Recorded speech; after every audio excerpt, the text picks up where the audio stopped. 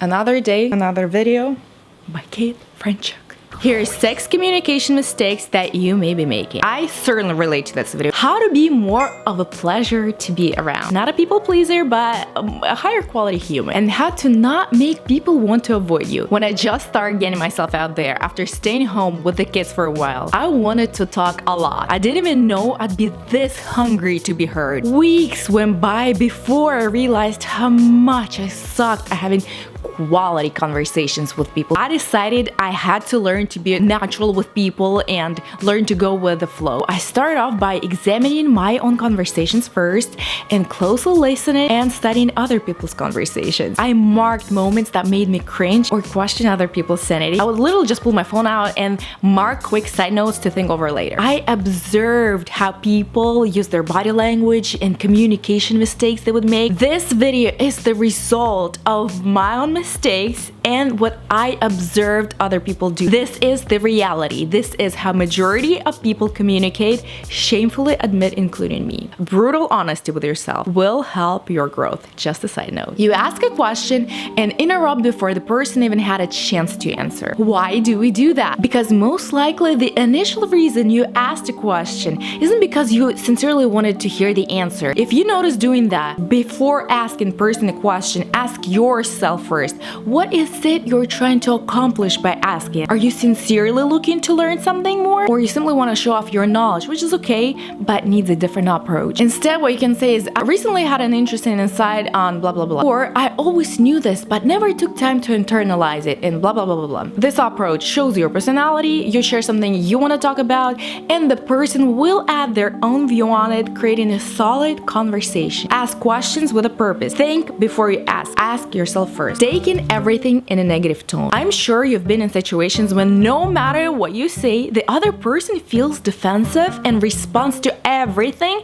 as if you're attacking them. Even jokes that have nothing to do personally with them are taken negatively by them and end up creating conflict. Sometimes that person can be you. This all stems from our insecurities. We assume that people feel how we feel about ourselves, and therefore we hear what we have created in our own mind, even when in reality this is absolutely not what the other person is trying to tell you. Our identity is wrapped up in what others think of us, or more accurately, what we think others think of us. These are your mind games. This is why getting to know yourself is one of the most important things you will do for yourself. A lot of self-talk, questions, and digging to answer those questions. Getting to know you is the best thing you will ever do for yourself. In the best possible scenario, we should learn to take even negative talk directed at us personally positively. Learn to ignore negativity, responding with ease, acceptance, and irony. Responding negatively adds up to your baggage that you collect and carry every single day with you.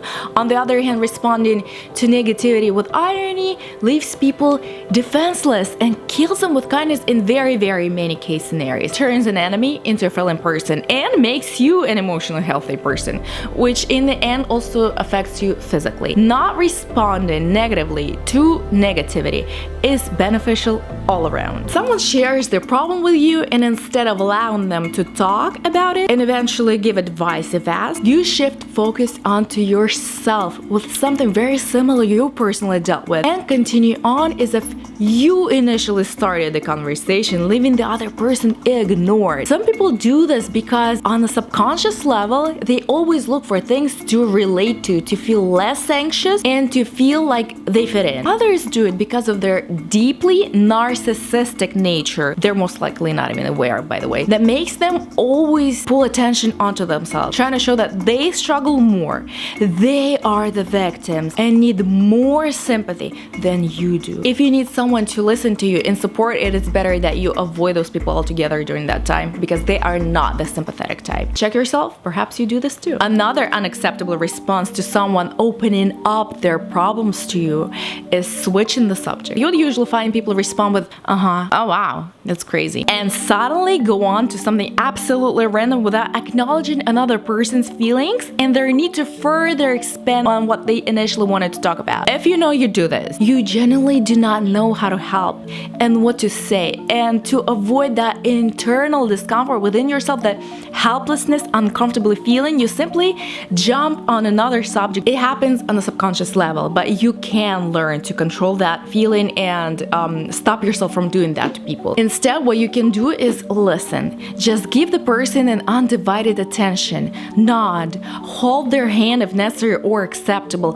Keep strong eye contact or be straightforward and say, look, I don't have any experience in situations like this one. Is there anything specific I can do for you to help you with it? Let me know how I can be by your side throughout this rough time. This will make the person feel heard and cared for. Most of the time, this is exactly what people need, to feel they are not alone. So you end up helping by literally not doing anything, just being honest. Always feeling the need to fill the silence. Well, there are cases when people rely on you filling the silence. In majority of cases, this is our personal need that comes from deep-rooted insecurities we are not even aware of. There are different reasons why we feel the need to fill the silence sometimes. We are often too insecure. We need small talk to survive. We are biologically wired for the need to belong, and the awkwardness of silence makes us feel unsafe. But not everyone likes someone who constantly breaks the silence. People often need that space to think, observe, master the courage to start deeper conversations.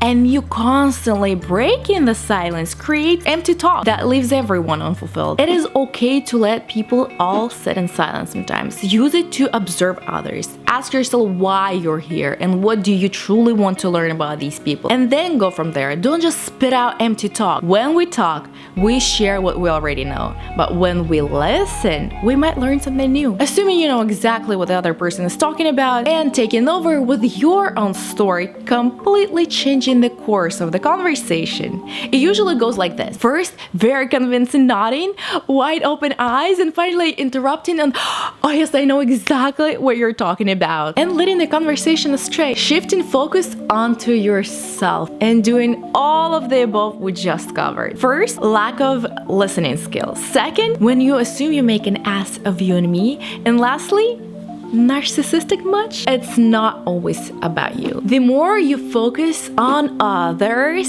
and less on yourself, the less self-conscious you will become and more pleasant to be around. Ask more questions.